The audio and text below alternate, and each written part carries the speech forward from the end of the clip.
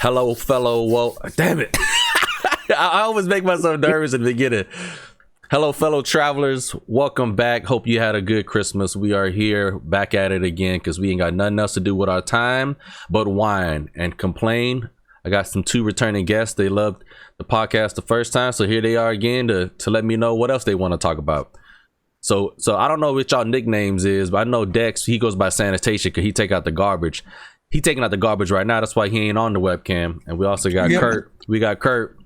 Yeah, he back now. We got Kurt. He up top. He a top person. What's your nickname? How should we refer to you?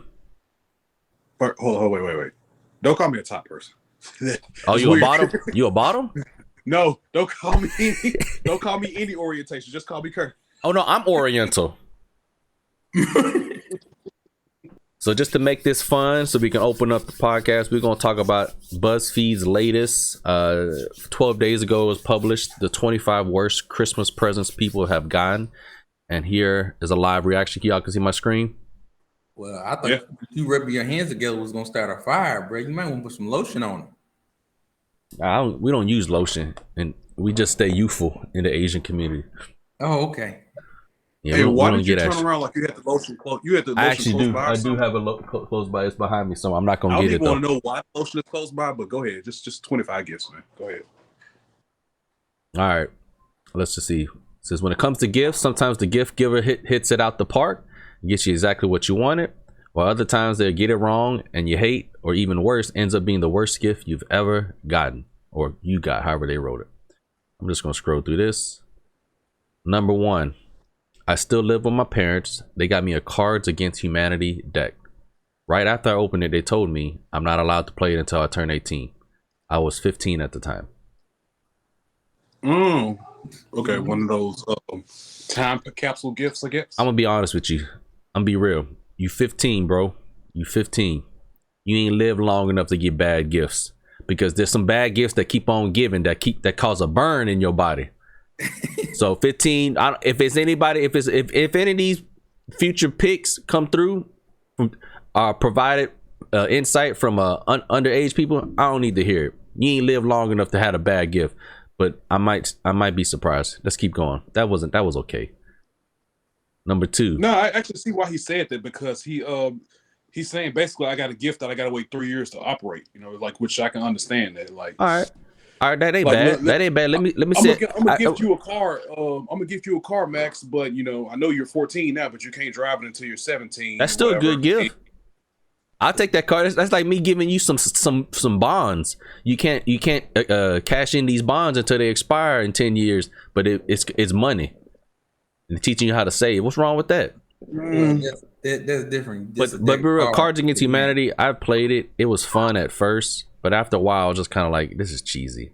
You know, yeah, it's too cheesy for me. I like the other game. What's that game called? The Black Card or whatever. Yeah. I don't never get to play it enough though, because don't nobody want to play it with me. For obvious reasons, but go ahead. I'm going to answer for my sister. When I was 5, making her 9, our uncles, aunts, and cousins asked me what my sister liked. I had no idea. All I knew was she liked to yell at me, so I dumbly replied that she liked hair ties. For Christmas that year, my sister received an assortment of an insanely high number, like 200 hair ties. She didn't let me live that down. Okay, this is getting this BuzzFeed. Come, I need y'all to come with it. Well, this is too PG. It really is. I don't even know what this word means. We actually went down in age. We start off at 15. Now we at 9. Like, we used to have an ornithologist. Y'all know what that means off the top of your head? I don't know. Probably someone who studies Orientals. Yeah, I guess. Except I wasn't really into birds. I guess as a bird doctor. All I got was bird books. So many books about birds. It's been 20 years. I still absolutely hate birds. Okay. All right. Well, you did go to BuzzFeed for this. It looked recent. Usually BuzzFeed is a hit, but I can see what's going on. Why they be firing folks over there now. Books about how to take criticism gifted to me by my mother-in-law. Now that I can say is ironic. Yeah. Now we're getting to it. When I was 15, it was a wrap box with holes on the side, bouncing, moving some, and puppy barks of cuteness. I got so excited to meet my new friend. but it was a stuffed animal puppy, not a real one. Okay, Got him. Now this ain't a bad gift for some of y'all. Toothpaste. But they got it for him because they were just out of toothpaste. So let's talk about that. What you guys have any of them parents that was like, y'all want Christmas gifts? The lights on, ain't it? The water bill paid, ain't it? You got shoes on your feet, don't it? Did y'all have? I think I am that parent. Like, I'm like, yeah, you get gifts year round. So this was like, look, I think I'm really becoming that parent. I mean, I think for me, Christmas is more of a surprise than anything, because whenever my kids open up their gifts and the joy on their face lights up, I'm just as surprised as what they got, because I showed and pick it out. You know, my wife did all the holiday shopping. Yeah, I'm wearing one of my gifts right now. I got some pajamas. I'm wearing one of my gifts last year right here. Mm-hmm. Anyways, let's see what we got here. Fisher Price. This is after CD players were invented. Of course, nobody played records anymore. She decided to buy me a stereo. She bought. So this is another thing. Parents buying gifts for their kids that are really meant for themselves. I've done this. My daughter was about 4 years old, maybe 5, and a Nintendo Switch was just recently came out. It's kind of still hard to find, but I found one. So I bought me one to say it was for her, and she has yet to really play it. I've tried to get her into it, but she don't care for the Nintendo Switch. She'd rather just play on her phone.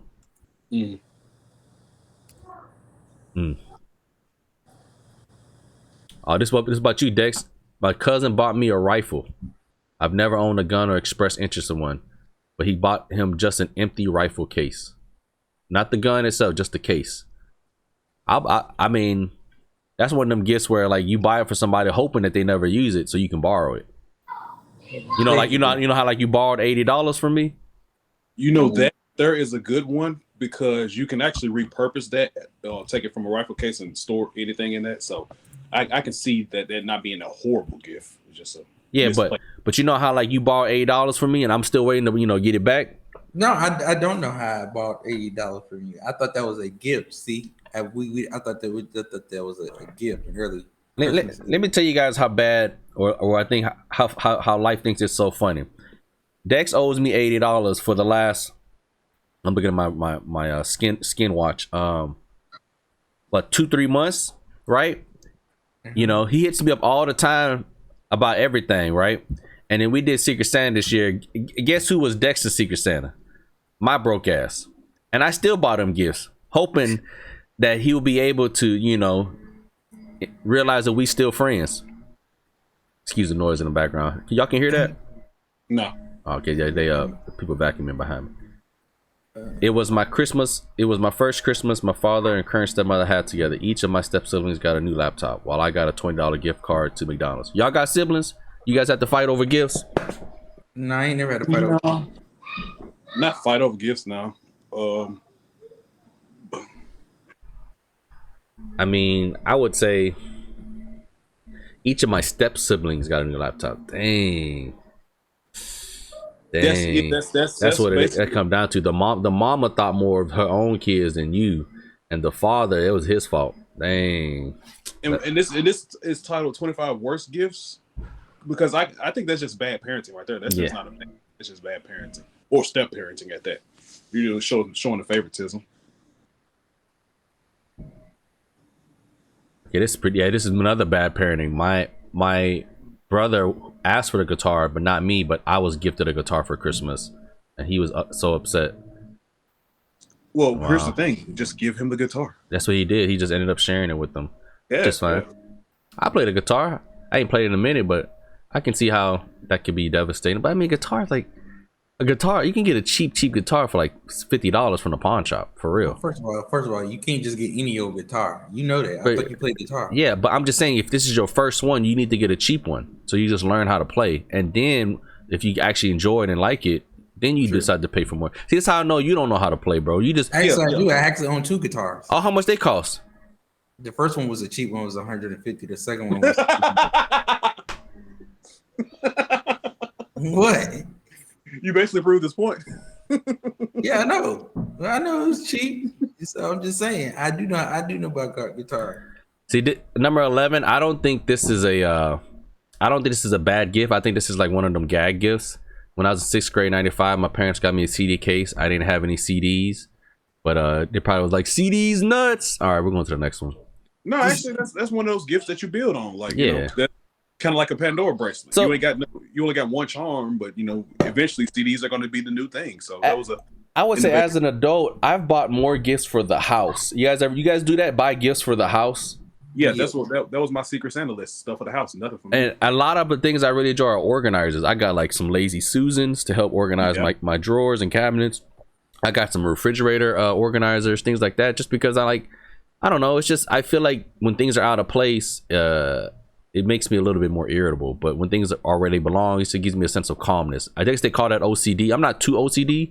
So that's why your background is set up the way you got it with the plant and everything. You know you can see that. They can't see that. I got the galaxy around me.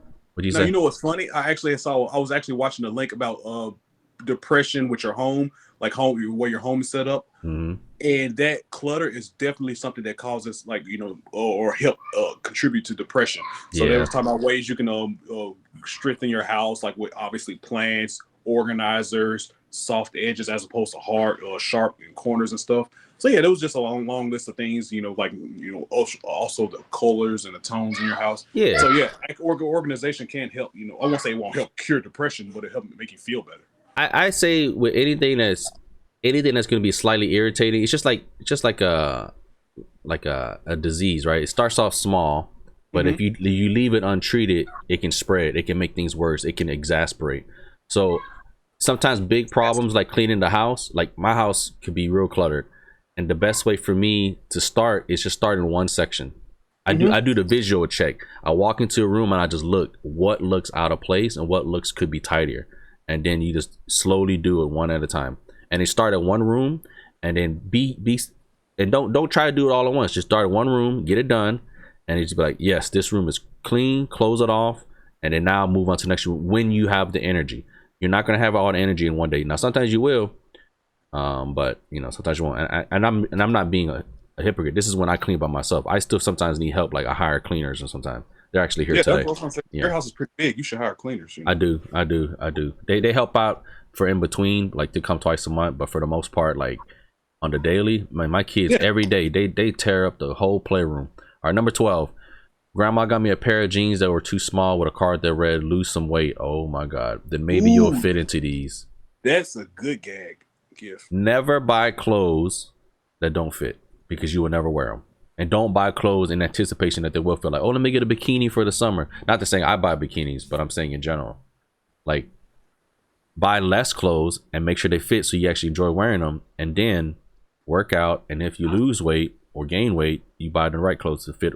Clothes aren't supposed to last forever anyway. We try to make them last forever, but if you look up, they say like a suit, like a 3-piece suit is supposed to last maybe 5 years, and then you're supposed to get rid of it. Number one, the fashion changes, or number two, they say after so many wears, it doesn't fit as well or whatever. And I'm like, or maybe that's just their way of saying you need to spend more money on clothes. I actually disagree with this. That's what I was gonna say. Because I can't disagree with that, because now, of course, after so many washes and cleans and stuff, it does lose its look and its feel and its presentability. But at the same time, if you take good care of your clothes, you know, they should last as long as you let them last. I don't do laundry. Oh, we know you don't. I do dishes though. Put them in the dishwasher. Yeah. Yeah, me too. Speaking of clothes, I got you that hoodie you wanted for Christmas. So did Kurt. Dex. Which one you gonna wear first, mine or his? Hopefully you didn't get the same one I did. I got the My Hero Academia black and white one, unfortunately. I don't know which one. I just picked. Yeah, it's one of them cartoon ones. You know, little childish cartoons. First of all, that is not a childish cartoon. That is a very grown adult cartoon. Speaking of childhood action figures, I got piles and piles of Star Trek toys when I was like 10 or something. But they asked for Star Wars. Ooh, okay, yeah, I can get that. I mean, if he had kept them, they still be worth a little something. I mean, these are some good collectibles. All right, Peter Parker doll. My non-favorite grandparents once gave me a Peter Parker doll when I was 17. I mean, a true doll. I could dress him as if so. I'm so pleased. He didn't come with a Spidey costume either. All right, this is a gag gift. I'm looking at this. I'm skipping through. None of these gifts really just to me say this is terrible. Yeah, I only seen like maybe 2 out the whole list. I was just like, dang, like the buying the pants too small. Yeah, that was let me see if there's some better other different sites. Did y'all get any bad Christmas gifts this year? No,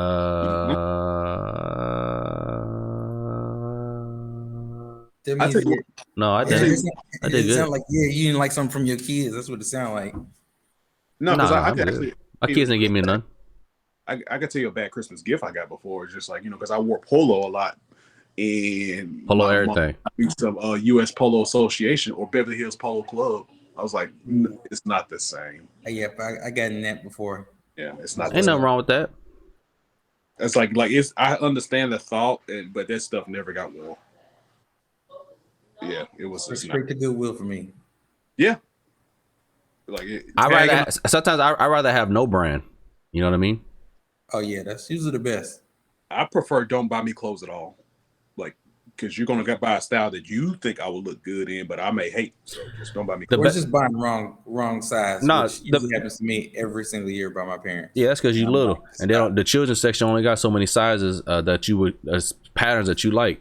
But when it comes to clothes, I think the best thing for men in general, just either buy them socks, underwear. You can never go wrong with that, right? You can still go wrong with underwear. You still bought the wrong size. It's happened to me every Christmas as well.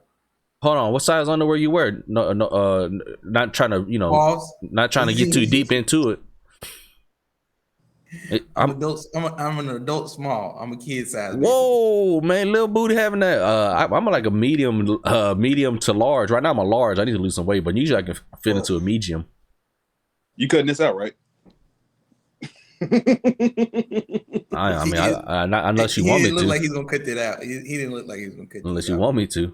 He said, "Yeah, I'm gonna cut it." Keep rolling. Yeah. I mean, it's still recording. I'm in 20 minutes in. What was I gonna look for? I forget.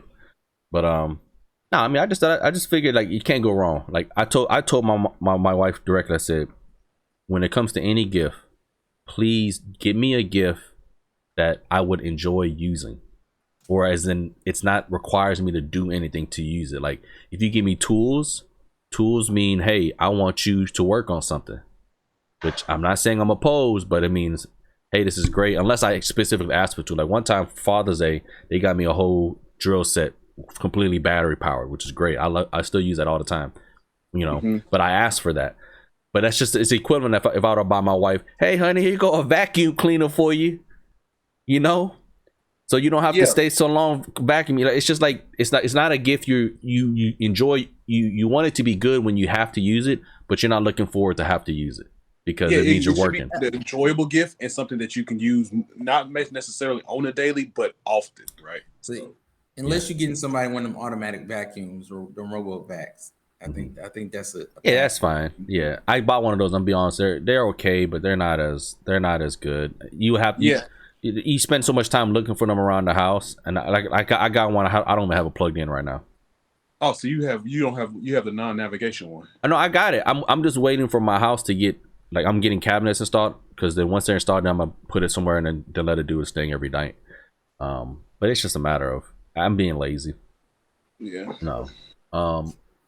Okay, we'll talk about that later. But let's talk about the biggest news of the week. What's with all these folks getting dead with this winter storm? Not saying that we didn't predict it. Obviously, this is devastating news, and it's once in a lifetime. Where they always say everything's once in a lifetime. They call this a bomb cyclone, right? Because the Arctic wind or the cold front from the Arctic just broke into our side of the country and it just took over. You know what I mean? And I'm not saying that probably people in Canada aren't, dying from this year after year, but they probably are better prepared for this because they're used to this cold, right? America, how come we're never prepared for any natural disasters? It could be hurricanes, tornadoes, earthquakes, fires. We're never prepared. People always unnecessarily, in my opinion, dying in excess. Like there are people literally freezing to death or being trapped in their houses and they can't get out right now. And this is just in Buffalo, 27 dead. Who knows how many across the whole country done died? Well, not even to the point of death. Like even here in Memphis, like these people were not prepared for this weather, and they knew about it like a week and a half ahead of time. So it's like they didn't salt the roads like they could have. Now, granted, the roads weren't bad as the one that happened last year, but they didn't salt the roads like they could have. They didn't do MLGW didn't do their prep maintenance like they should have. Like because people are still without power right now. People are still without heat right now. So it's like we're not talking about a few. We're talking about thousands of people. Yeah. Without heat. One guy showed his thermostat in the house and it was 40 degrees. Yeah. Dude, you'll freeze to death in that. Yeah. So it's horrible. And I just don't get how we always seem to have more than enough money for other countries, which I'm not opposed. I'm not opposed to giving, but how come? Opposed. But how come? But I'm not opposed to giving if we were taking care of home, right? So to me, I'm saying like, how can we say we can justify we can afford to take care of other folks, but we can't seem to afford to fix our infrastructure? I think we can afford to do both, right? But we just choose not to take care of home because what's the point of helping the general population? You know what I mean? It's good enough. They ain't complained yet, but it's like it's not about.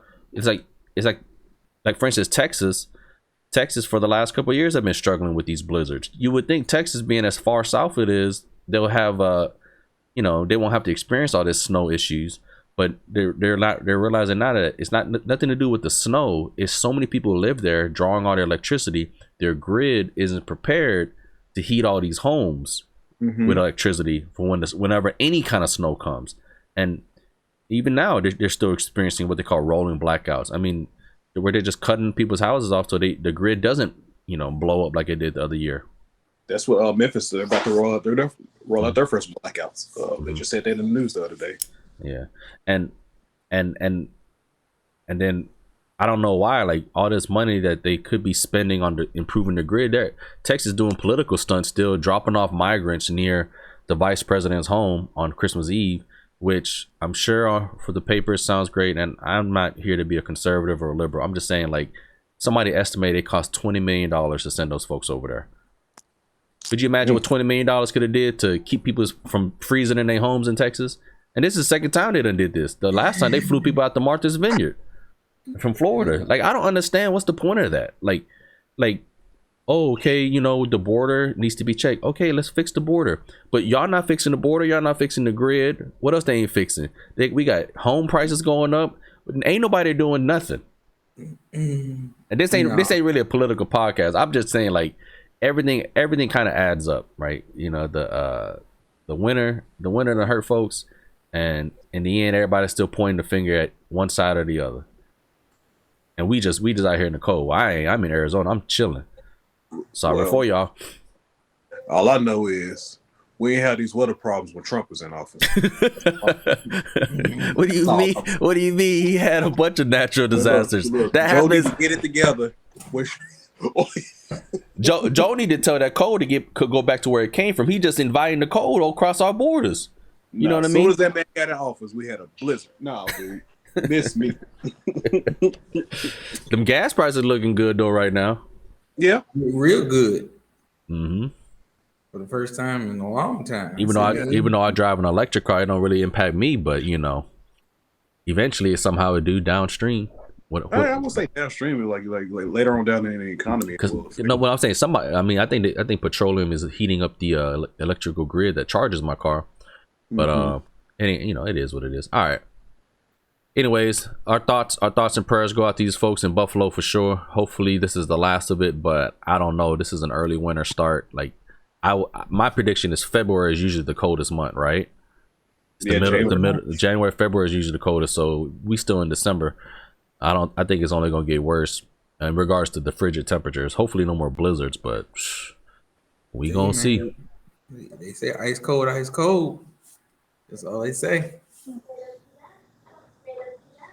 Why are you squinting like you're not part of this? Like you're not part of this. Who I'm with? If I asked your husband why y'all divorced, what would he tell me?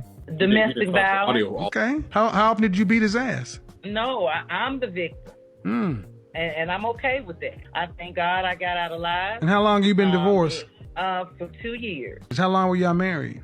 7 months. So now hold on. I know I got a new calculator, but you got kids that are like in their 20s. Right. About 2 different guys, or about one? About one. Why didn't you marry him? The last one? No, the one that impregnated you once or twice. Oh, he went to jail. Oh, so you pick ass whoopers and felons. And then you're going to complain about what other... I need you to stop right here, ma'am. I need you to slow the whole French toast down. I'm not going to let you get on here and talk about what black men are not when you pick and whoop dudes that whoop your ass and are felons. See, I'm not going to sit around and let you black women just sit around and talk about that black men ain't here and they ain't this, they ain't that, when in your own life, you pick shit. City boy! City boy! I'd be first thing I'd be rolling. R.I.P. to Kevin Samuels, by the way. That speaks to the goat. This popped up on TikTok the other day, and I never seen this clip prior, and I was just like, the thing that had me the most funniest take that I got from when he said, "Why did you leave your husband? Well, not husband, your previous baby daddy that fathered your kids?" And her response was, "Oh no, this is the most recent." She was like, "Oh, because of domestic violence." And instead of Kevin going, "Oh, I'm sorry for it," first he said, "Well, how long were you beating his ass?" I just thought that was a unique. Well, it's the way he worded it and the way she answered it. It made him set it up like that because why did your husband divorce? And then he would say domestic violence because obviously you're not going to report domestic violence that if you're doing it. So that's why he set it up like that. She just didn't answer it incorrectly. Yeah. But so for me, that right there, like I understand what he's saying, but one thing I actually disagree with on Kevin Samuels and that whole topic point or talking points is that your baby daddy is now is the best you can do.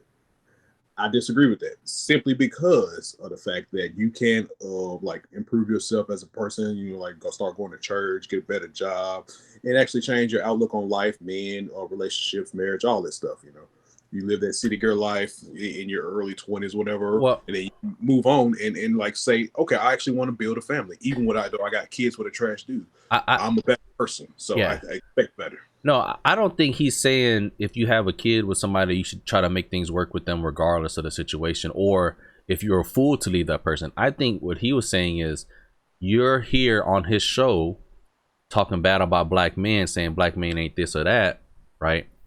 That you should stay with the person just because they had children with you. Obviously, if it's a bad situation, to move out. But the thing is, it's like he was saying, you came in on this show talking bad about men, black men in particular, but then look at the choices of the men that you've chosen prior to her last relationship, which was a felon. No, the baby daddy was a felon, so he went to jail. So then the most recent one she broke up with was because he was a domestic abuser. At some point, he was just like, why are you choosing these kind of men? And then go around complaining about all men, right? I get it. There are bad men that exist. Domestic violence, cheaters, what else? All the negative kind of men you could think of. There's all those men that exist, but why do you keep choosing them? And then turn around and get mad at all men? Because I mean, what's the opposite? Or what if men were to turn around and say, "Oh, I had a bad relationship with one woman, so therefore I think all women are bad"? Like, no, you get canceled, you get dogged out rightfully, right? So why is it okay for us to turn around and say all men are bad, or in particular all black men are bad, from the woman's cause? So that's why he was going in on her. But I will say, Kevin Samuels, I would say probably was most popularized this whole type of red pill type of conversation, and he did have untimely death, but I think his delivery is probably what gives him the worst part of it in regards to like people not wanting to receive his message, because he just tells people straight up, shut the French toast. He cutting people off, cut them down. But at the same time, people don't remember with Kevin when he was alive. He was an old man. He was not in his 20s.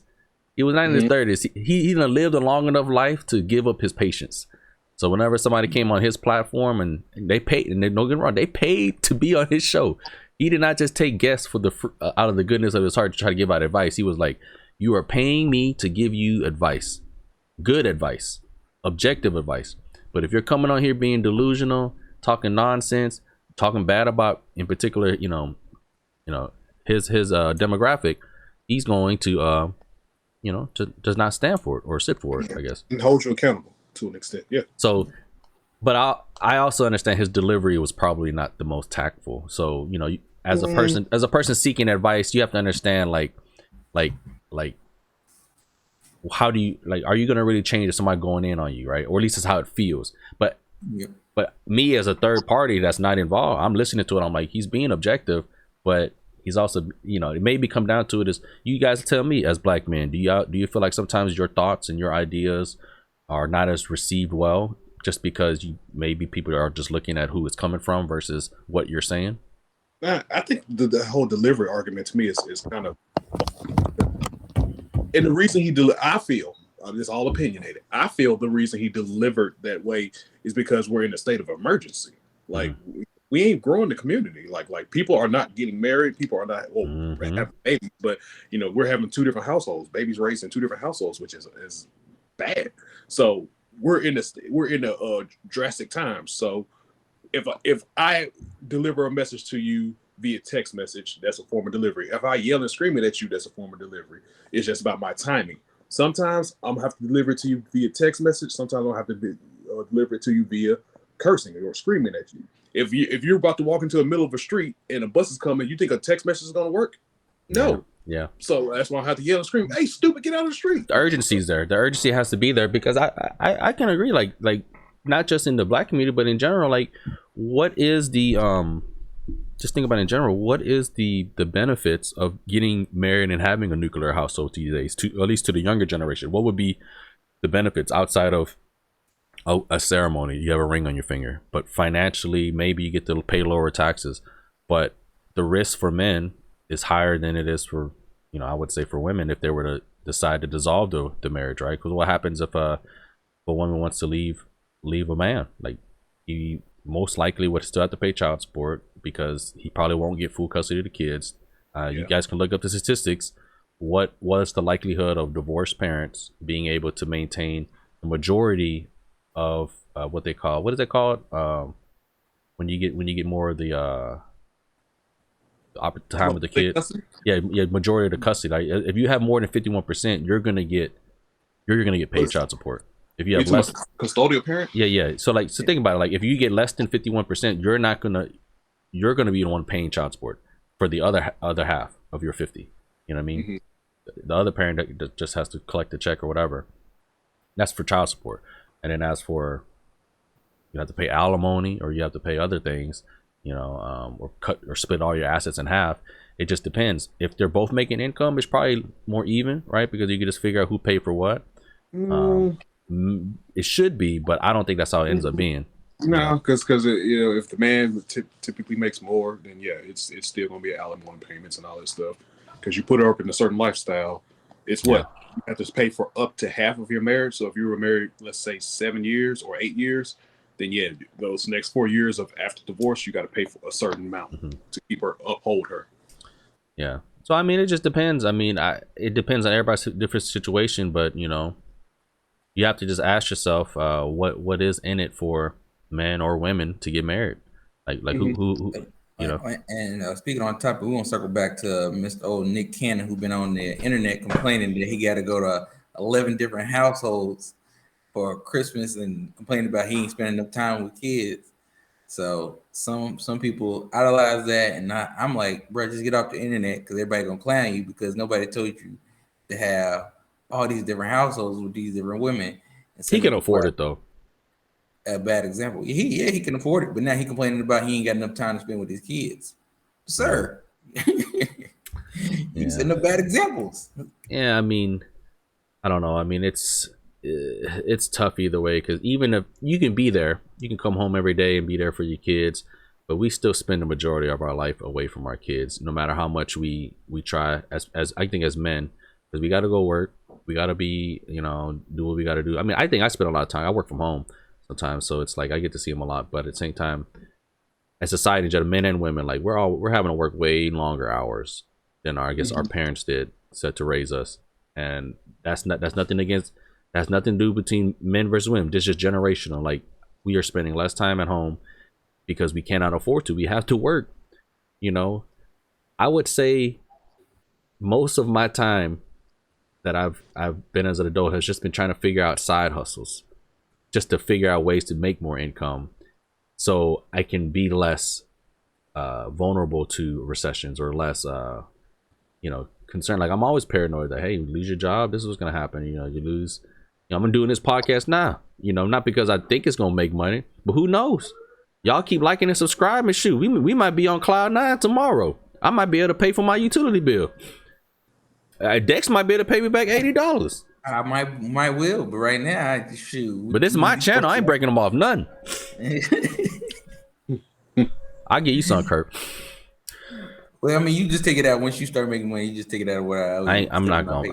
If I ever make my channel, I appreciate it, but this is not the point. The point is, I just like talking to y'all. But anyways, not to beat a dead horse. You know, I just think it's tough for any families these days. They're having a. I agree that if you have two incomes, it would make it easier. But then, how do each party come to an agreement that they want to be with each other for the long term? You know what I mean? Because financially, yeah, it makes sense, right? But emotionally, from a connecting standpoint, like what's happened to the loyalty in relationships? Like, how do people just quickly just leave each other? You know what I mean? All right, so I just played the clip. It came through. So I mean, this is a loaded interview. Obviously, it's just a straight interview. It doesn't really matter. These people they're just living their lives, and I hope they continue to live their lives. It doesn't matter how much you make. It's just a matter of like, don't let what you make mean you treat people differently because of it, right? Like you should be kind to people regardless of what you think you make, because you don't know the person next to you can make a lot more. So like if you think you're better than somebody just because you make more, well, what happens when you meet somebody that makes more than you? Should they treat you like how would you want them to treat you? So you should treat everyone the same way, because I'm be real with you, unless one of y'all named Elon Musk or the dude that own Versace, we don't make the most. You know what I mean? Eventually you're gonna come across somebody that make a little bit more. And in the streets, what's that game they call it? What's the most ruthless game you can play in the streets? Big bank take little bank. Yeah, man, you better. Man, that's like the most cutthroat game ever. You come in with as much money as you can just so you can take the other guy, and the other guy come up with a wad thicker than yours. He's short. You know what I mean? I guess his whole impression of her, because at first you could tell he was very shy, like he was just shy talking to her, and then his attitude switched up whenever he heard what she made. So it was just kind of like, look at his face. Yeah, it was just he started like, well, you know, I don't have a chance with you anyway, so let me just gonna let you know what you missed out on. Exactly. You know, I actually like when people do that. Like you shot me down, so let me let you know what you shot down. Yeah. So it's kind of like the the show back in the day, was it where he used to stand behind curtain? Here's number one. Next was a pretty funny show. Next was funny. I like next. Folks used to come off the bus. Yeah. Next. She's gonna love me. Yeah. I'm a bartender. Yeah. He get off the bus. What's up, baby? Next. Oh, she was ugly in the way. It's like Fox and sour grapes. That's how it be for Dex. You know what I mean? Whenever he show up, they be like, I'm here and I'm never gonna pass up on this guy, because he sure ain't paying attention to us no more. Anyway, let's wrap it up. So that's it. We're gonna wrap it up. We done talking to each other. We'll probably hit each other up again next year, which is in about 6 days. Bird Gang, we out, baby.